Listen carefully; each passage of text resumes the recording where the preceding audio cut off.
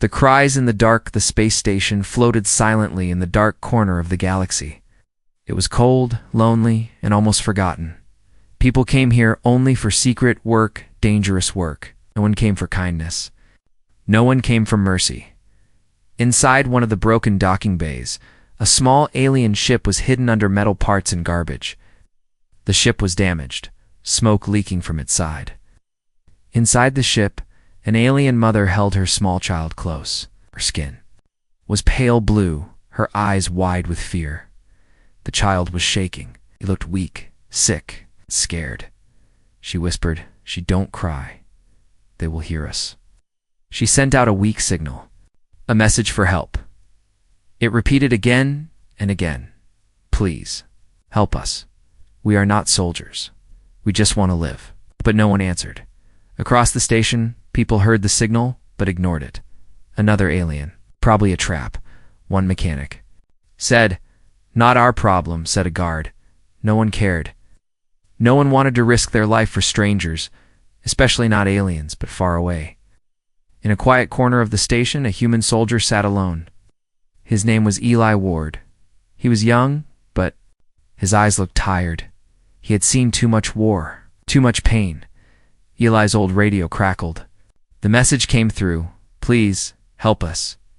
He paused, turned up the volume. Again, the same soft voice, "Mother, begging." He looked around. Others acted like they didn't hear it. Eli stood up slowly. He walked to his commander. "There's a distress signal," he said. His commander didn't look up. "Ignore it. But it's a woman and a child, could be a trap.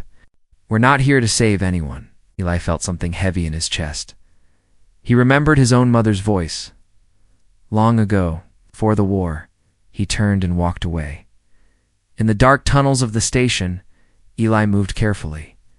His boots made soft sounds on the metal floor. He followed the signal. It led him deeper and deeper where the lights were broken and the cameras didn't work.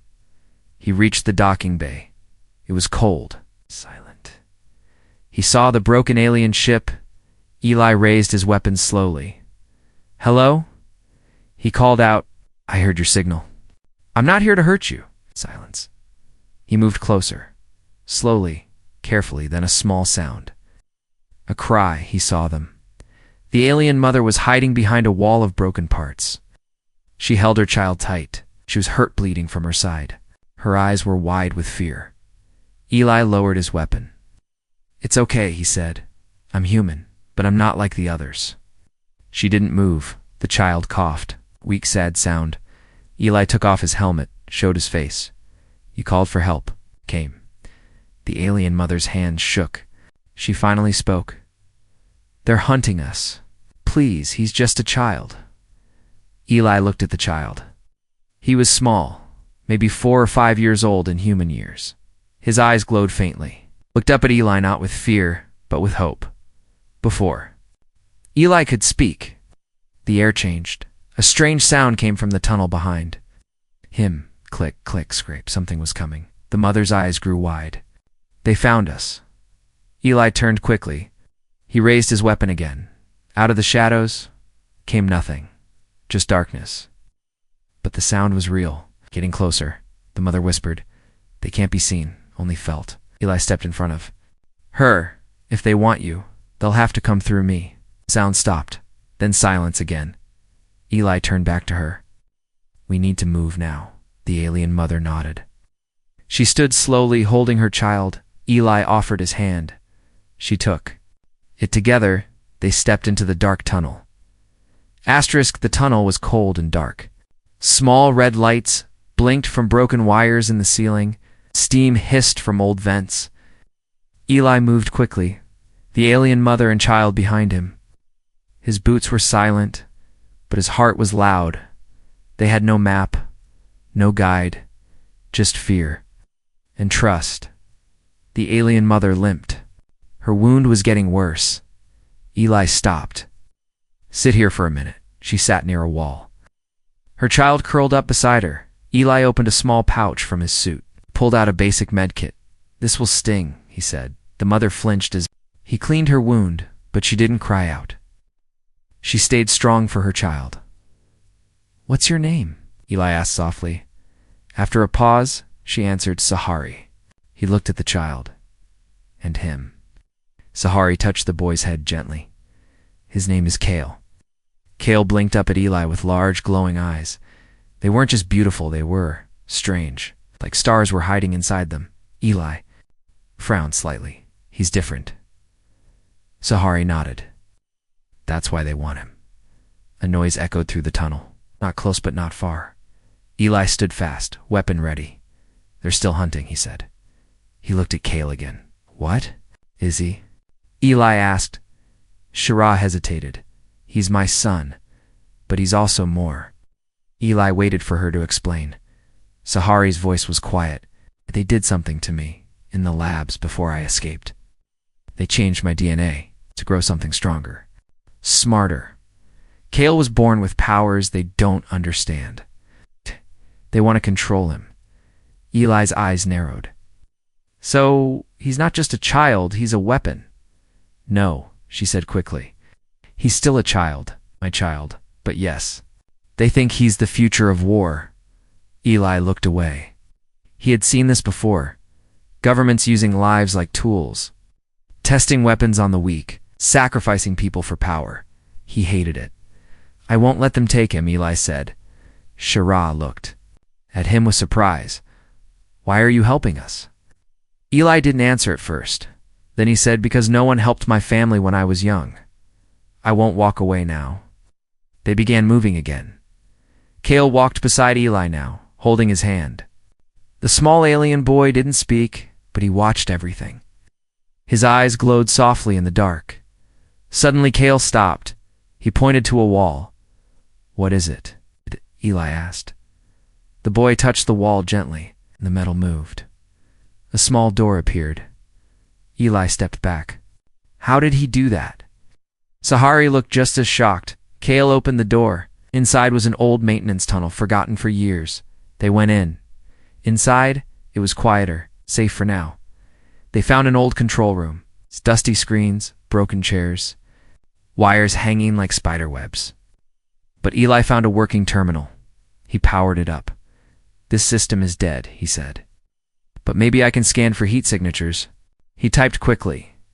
On the screen, red dots appeared. One dot them, 3 other dots close. "Moving fast. They're coming," Eli said. "They're tracking us." Sahari looked at Kale. "He can't keep running." Eli stood. "Then we don't." "Run." He walked to the door, checking his gun. He had only a few rounds left. Sarah stood too. "We'll fight together." Eli looked at her. "Can you fight?" She nodded. "I was trained before I became a test subject. I remember how to fight." Kale watched them both, then stepped forward. He raised his hand slowly. The ground trembled. The room glowed for a second, then stopped. "What did he just do?" Eli asked. Shira was breathing hard. "I don't know." Minutes passed. Then the hunters arrived. Black armor, silent steps. Red eyes under helmets, Eli opened fire. The first 2 soldiers dropped, but the third rushed forward. Sahari tackled him, fought like a shadow, fast and angry. But more came. Kale screamed, "A!" A pulse of blue energy exploded from his body. Time stopped. Everything froze. Eli, Sahari, the attackers, then dashlight, and the attackers were gone. Dust. Silence. Eli slowly stood up. "Kale, what was that?" Kale looked confused, scared, tired. Sarah ran to him and held him tight. "He doesn't know what he's doing yet," she whispered, "but he's growing fast." Eli stared at the child. He was no normal boy, but he was still just a boy. They moved again, this time slower. Careful, Eli had made a choice. He wasn't just helping anymore, he was protecting. Sahari looked at him. "You don't have to do this." "Yes, I do," he said. "I've been a soldier all my life, but this is the first time it feels right." The old maintenance tunnel was quiet again. But silence here didn't mean safety. Eli walked ahead with his weapon raised. Behind him, Sahari held Kale in her arms. The boy was sleeping, but his skin still glowed with a soft blue light. "Whatever," Energy had exploded from him before it had drained him. Eli's mind was racing. What was that power? Why didn't the military say anything about a child like this? But he wasn't just protecting refugees anymore. He was part of something much bigger. Suddenly, Eli stopped. Something felt wrong. The air had changed. Colder. Heavier than he heard it. Click. Scrape. Whispered it wasn't metal or machine. It was alive. Eli motioned to Sahari. Stay behind me. Hold him tight. They stood still. The shadows around them began to move slowly like smoke from the darkness. Something stepped forward, but it didn't walk. It floated. A tall figure in black armor shaped like a human but with no face, no eyes. Just a smooth black mask and a strange red glow from its chest. Eli had never seen anything like it. Identify yourself, he shouted. The figure didn't speak. It only raised one arm, and the shadows around it pulsed. Sahari whispered, Shadow Hunters. Eli turned. You know them? They were created to track escaped test subjects, she said. They're not soldiers. They're machines with one purpose. Eli aimed his rifle, and let's break them. He fired. The bullets passed through the hunter's body like mist, but the glow in its chest flickered. The hunter moved fast, faster than anything Eli had ever seen. It reached him in seconds, slamming him into a wall. Pain shot through Eli's body, but he didn't let go of his gun. He twisted, rolled, and fired again, this time into the chest glow. Boom. The hunter exploded into black dust. But then, 3 more appeared. Sahari stepped forward. Her eyes glowed faintly now too. Kale's power running through her blood. She raised both hands. Small energy blades formed from her palms. Run, she shouted to Eli. I'll hold them. But Eli didn't. Run, not leaving you. He tossed a grenade into the tunnel and pulled Sahari back as it exploded. The fireball swallowed the hunters, but the shadows didn't burn. They kept coming. Eli turned to Kale. The child had opened his eyes. He was awake now. He stood slowly and walked forward. Kale, no. Sahari cried out, but it was too late. Kale raised both hands. His small fingers spread wide. The tunnel filled with blue light, bright, sharp. Humming, and then silence. The hunters froze. They stopped moving. And one by one, crumbled into ash, the shadows disappeared. Kale fell to his knees. Eli ran to him and caught him. His skin was cold. Sahari touched her son's forehead. He's okay, but his power is growing faster than his body can handle. Eli nodded. We need to get off this station. Now.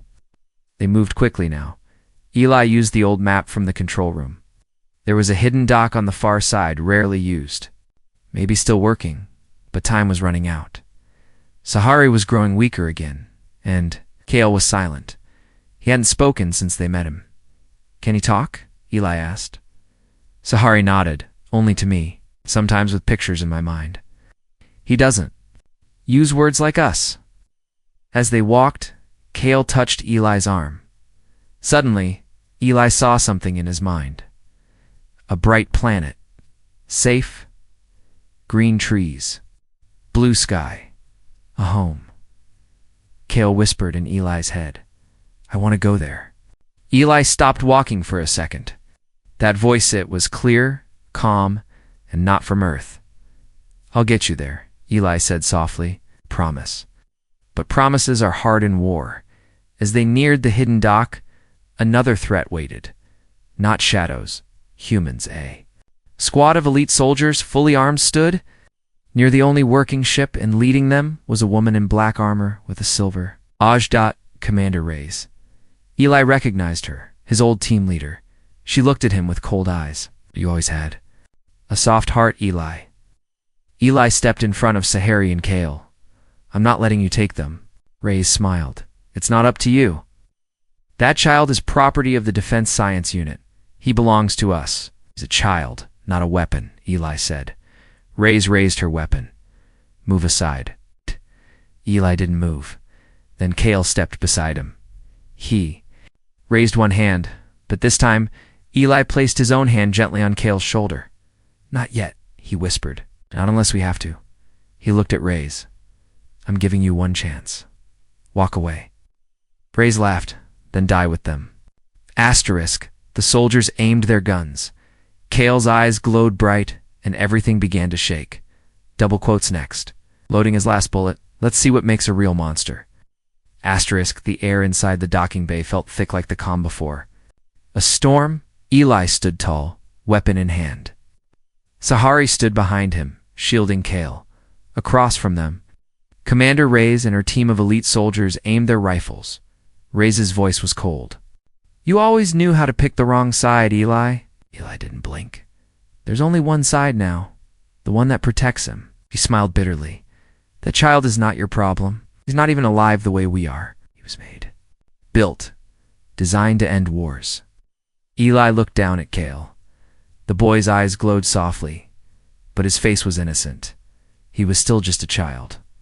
"Then maybe it's time we stop building weapons and start saving lives," Eli said. Reyes raised her hand. "Take them." The soldiers moved forward. Eli fired first clean. Sharp shots. One soldier dropped. Shara leapt into the air, her energy blades glowing. She moved like light, cutting down to attackers in seconds. But there were too many. A grenade hit the ground. Eli grabbed Kale and ran behind cover. The blast threw Sahari back. She hit the wall hard and didn't move. "Sahari!" Eli shouted. God. Kale crawled to her, shaking her shoulder. Her eyes fluttered open, barely. "I'm okay. Protect him," she whispered. The soldiers surrounded them. Kale stood, and for the first time, he spoke out loud. "No." The voice was soft but strong, not angry, but absolute. Everyone froze. Kale raised both hands. Time slowed. The soldiers, rifles jammed, the lights flickered and died. The room filled with a low hum like the sound of stars singing. Kale stepped forward. His body began to glow brighter blue, then silver, then white. Commander Reyes took a step back. She spoke into her headset. "Control, do you copy? The weapon has awakened." Her voice was nervous now. "Repeat, the weapon has awakened." Eli moved to stand between her and Kale, but Kale placed a small hand on Eli's arm. "No need," Kale said quietly. A wave of energy pulsed from him. The soldiers dropped their weapons. Some fell to their knees. Others stared, silent, afraid. Kale didn't attack them. He didn't destroy anything. He simply stopped the violence. Then Kale collapsed. His body hit the floor like a puppet with its strings cut. Eli ran to him. "Kale!" The boy was breathing, but his skin was cold again. Too much power. Too fast. Sahari crawled beside them. She held Kale close. "He's not a weapon," she said softly. "He's a key." Eli looked at her. A key to what? Suddenly, the wall behind them opened. An old, rusted door sealed for years. It wasn't supposed to be there, but Kale had opened it, behind. The door was a room. Glowing with ancient light, Eli helped Sahari and carried Kale. Inside, Reyes tried to follow, but the door slammed shut behind them. Inside, it was like nothing Eli had ever seen. The walls were made of smooth stone, not metal. Symbols glowed in. Strange patterns. Floating lights moved slowly like fireflies. In the center of the room, a tall pedestal stood. On top of it, a silver orb spun slowly. Kale opened his eyes. He stood and walked to the orb. Shara whispered, "This is what they wanted." Not just his power, but his connection to this. Kale touched the orb. The room lit up. Visions appeared in the air like holograms from long ago. A galaxy in flames. Machines devouring worlds. A child born from starlight meant to stop it. Eli stared in shock. This isn't just about war," he said. "This is about something bigger." Sahari nodded. Kale wasn't just made, he was chosen. The science team who created me, they found alien technology. They didn't understand it. They copied it. I was the result. But Kaylee was the first true success. Eli frowned. So what now? What happens to him? Kale turned to them. He spoke again slowly. They're coming. The real threat. Not just humans. Not just shadows. Eli looked into his eyes. What do we do? Kale touched Eli's chest. We fight. Together. Outside the sealed door, Commander Reyes screamed into her comms. Send reinforcements. Can't let them escape with the boy? But the door stayed closed. Inside, Kale placed both hands on the pedestal. The orb-cracked hand released a beam of light into the ceiling. A signal had been sent. Somewhere in the galaxy. Something woke. Up. The hidden chamber beneath the space station was silent. The glowing orb had shattered. The signal was sent. Kale stood in the center, his small body glowing faintly. His eyes were wide but calm, like he knew something even the others didn't. Eli looked up at the beam of light disappearing into the stars. Where did you send the signal? He asked. Kale turned to him. His voice was quiet. To the ones who remember. Far above them, alarms echoed through the space station. Sirens screamed. Steel doors slammed shut. Red lights flashed everywhere. Commander Reyes paced outside the sealed chamber, furious. Her voice cracked through the comms. You're inside the relic room. We need that boy alive. Ready the ship now. She turned to her men. If they escape, every star system we know may fall. Inside the chamber. Sahari touched Kale's face. You've done something dangerous. Kale blinked slowly. I called the old ones. They will help.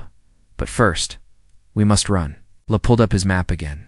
There's only one way out now. It's not easy. He looked at a blinking red. That's an old launch tunnel on the lower level. It hadn't been used in years, but it could get them off the station. If we can reach that pod, we said we might just have a chance.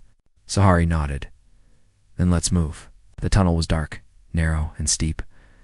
The group moved fast, Kale leading them now. Glowing softly in the dark, they passed broken machines, shattered glass, and old signs warning, danger unstable. Launch deck. Footsteps echoed behind them. The soldiers were close. Eli set traps as they moved, small devices that sparked when touched. Enough to slow, not kill. They weren't murderers, but they couldn't be caught. Finally, they reached the launch deck. A single escape pod sat in the center, dusty, damaged, but intact. Eli climbed in and checked the system. Still works. Barely. He looked back. Sahari and Kale stepped inside. Then dash gunfire shots rang out. Sparks flew. Eli turned Commander Reyes, stood at the tunnel entrance. A group of soldiers behind her. Don't launch that pod, she shouted. We'll shoot it down.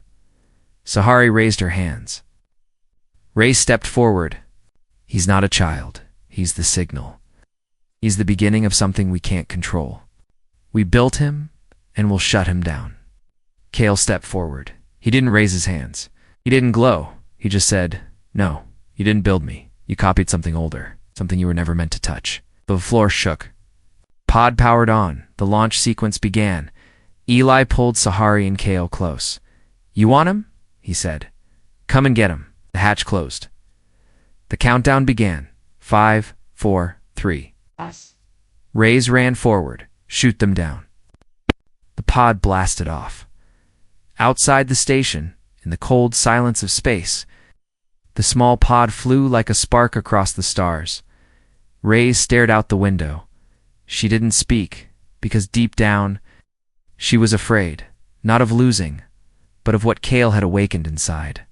The pod Eli took deep breaths. The ride was rough. The ship shook, systems sparking.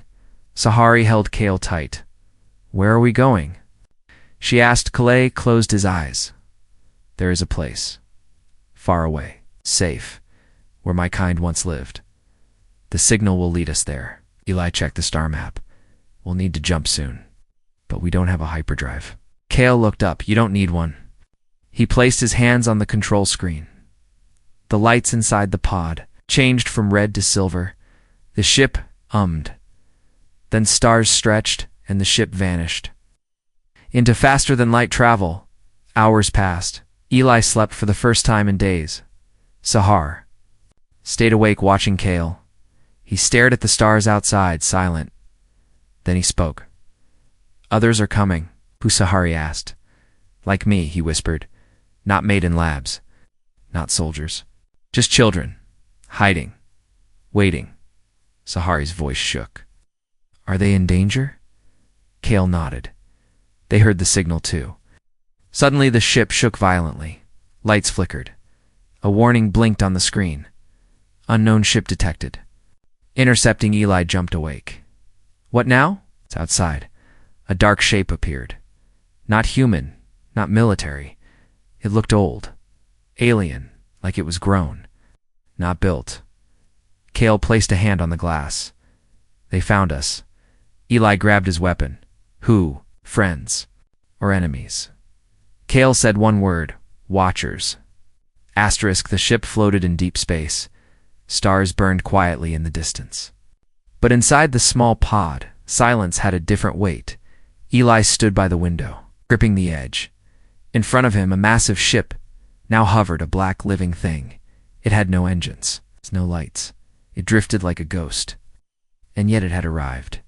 With purpose, Kale called them the Watchers, and they were waiting. Sahari held Kale's hand. Her voice was low. "Are they here to help?" Kale didn't answer. Instead, the Watcher ship opened. Not with a door, but like a flower blooming in slow motion. A light reached out, soft white, pulsing. "They want us to come inside," Kale said. Eli checked his weapon. "What if it's a trap?" Kale looked at him calmly. "If it was, we'd already be gone." The trio stepped into the strange ship. The walls inside pulsed like veins. No metal, no wires. Just living material, smooth and warm. It was both beautiful and terrifying.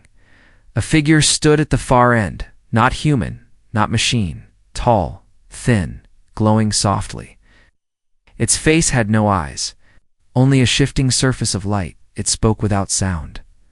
Words appeared in Eli and Sahari's minds, not Sahari's minds. Like thoughts but memories being shared, the child is awake. Kale stepped forward. "Why did you hide me?" The Watcher's voice was patient. "We did not hide you. We scattered your kind." Survived. Sahari looked confused. "My kind?" The Watcher turned to her. "You were the carrier. The human. Experiment woke a seed long buried. Your son is not an accident. He is. Rebirth." Eli stepped forward, angry. "Rebirth of what?" The room darkened. Suddenly the air showed a vision like a memory played in light. A great war. Worlds burned. Machines built to destroy life grew stronger than their makers.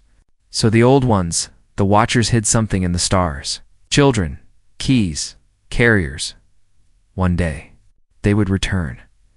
Kale was one of them. A spark of the old galaxy. Born in a lab, but carrying a code that was never human, so I fell to her. "Knees, you mean?"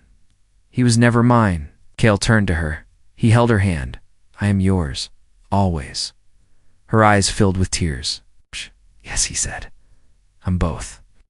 That's why I need you." Eli stepped away. His voice was tight. "Why tell us all this now?" The Watcher answered. "Because the destroyers have seen the signal. They are coming." Eli turned. "The military." Oh, Kale said. "Worse." A new vision appeared. From deep space, something moved, cold, endless, hungry. A fleet of black machines, older than any race. Built only to erase life. The Null Core. Silent. Perfect. Final. Kale turned to Eli. "They will erase Earth and everything after it, unless we stop them." Eli took a long breath. He had been a soldier. His whole life, fought for causes, followed orders. Now, there were no orders. Just a decision. "I'll fight," he said. "But not to save a galaxy. I'll fight to protect you." Kale smiled for the first time. The Watcher raised its arm. A new image appeared, an ancient battleship, hidden under Mars long ago, buried before Earth had language. "Take it," the Watcher said. "It was made by your kind, powered by his." To Earth orbit, Commander Rhea stood inside a command center. Screens glowed red. unidentified. Ships entered solar space too many to count. Not watchers, not humans. Something else. Prepare defense grid. She ordered, but it was too late. The sky opened and the null core arrived. Back on the Watcher ship, Eli, Sahari, and Kale stood inside the ancient human battleship. It was waking up, panels lit, engines HUMME. Eli sat in the pilot's seat. Never thought I'd be flying a ghost ship. Sahari smiled weakly. You're not alone. Kale stepped into the core of the ship, his body glowing like a star. The ship responded. Weapons charged. Shields activated. Kale spoke through the ship itself. Let's show them humanity is more than fear. The battleship shot forward faster than light. Toward Earth. Toward the enemy. Toward the final stand. The stars above Earth were no longer calm. From orbit, it looked like a storm of shadows had broken open. The null core had arrived. Thousands of black ships, cold, silent, perfect in shape and speeds, surrounded the planet like a dark shell.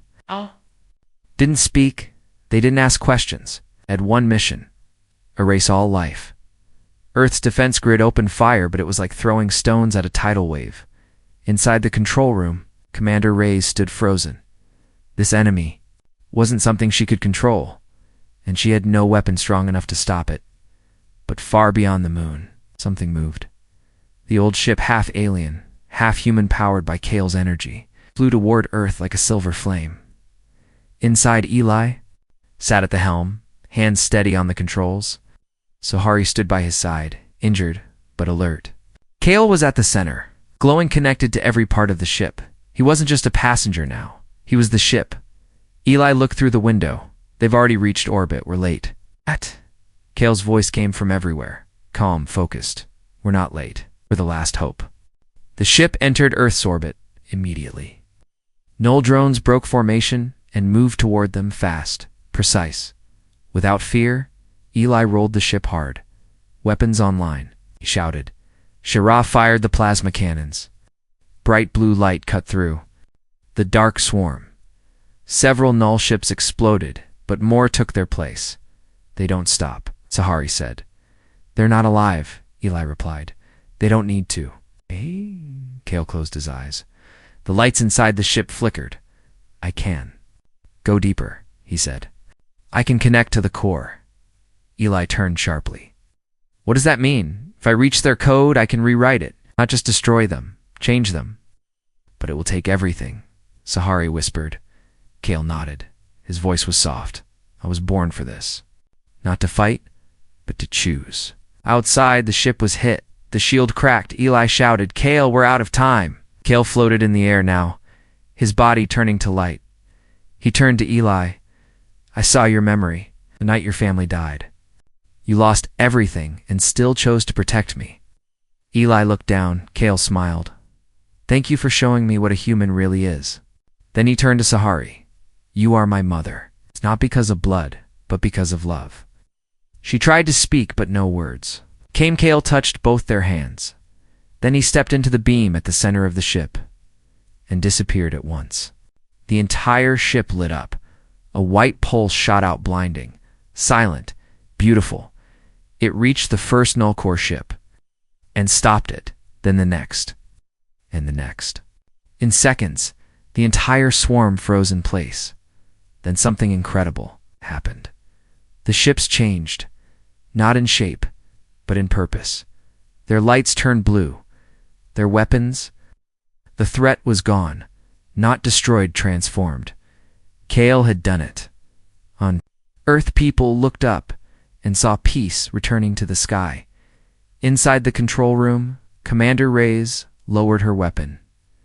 This wasn't war, she whispered. It was evolution. But in the old ship, Kale was gone. Only silence remained in the center beam. Eli walked slowly to the spot where Kale had stood. He placed one hand there and quietly said, Good job, kid. 3 days later, Earth had survived. But everything had changed. The null ships now, under new control, helped rebuild. Old enemies called for peace. Fear was replaced with silence. And then with wonder, Eli and Sahari stood on a quiet beach. Watching the sea, it was the first time in years they had felt safe. Sahari held something in her hand, a crystal, left behind by Kale. It pulsed faintly. "He's not gone," she said. Eli looked at the stars. "No, he's just where he needs to be." Far away, on a quiet green world no one had mapped yet, a new child ran through fields of blue grass. He had glowing eyes, and in his smile was something both human and more. Asterisk, he was never built to destroy. He was born to choose, and he chose love over war, light over darkness, and a new beginning for the galaxy. Because sometimes, one child can change everything.